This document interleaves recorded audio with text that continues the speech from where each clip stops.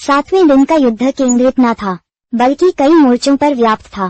प्रत्येक मोर्चे पर विख्यात वीरों में घमासान युद्ध होता रहा।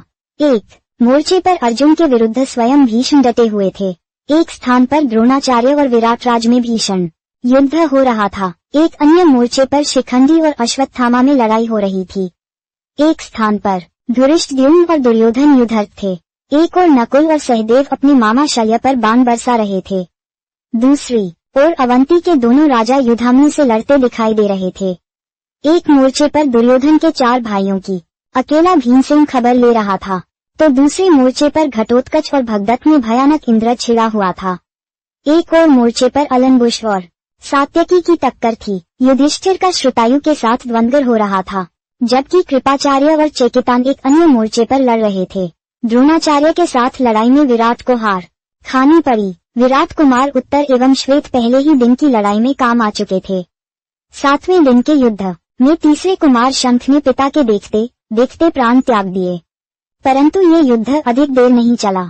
सूरज अस्त होने लगा और युद्ध बंद हुआ। 8वें दिन का युद्ध शुरू हुआ तो पहले ही धावे में भीमसेन ने धृतराष्ट्र के 8 बेटों का वध कर दिया।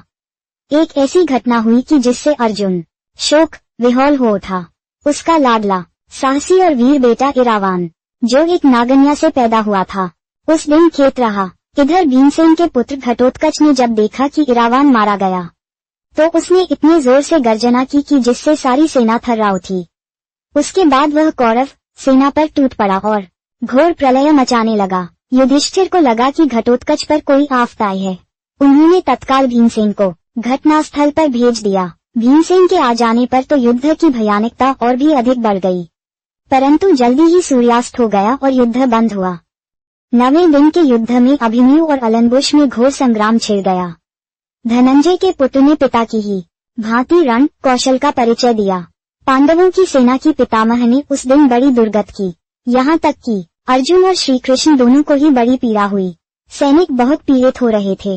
थोड़ी देर में सूर्यास्त हुआ और उस दिन युद्ध बंद कर दिया गया।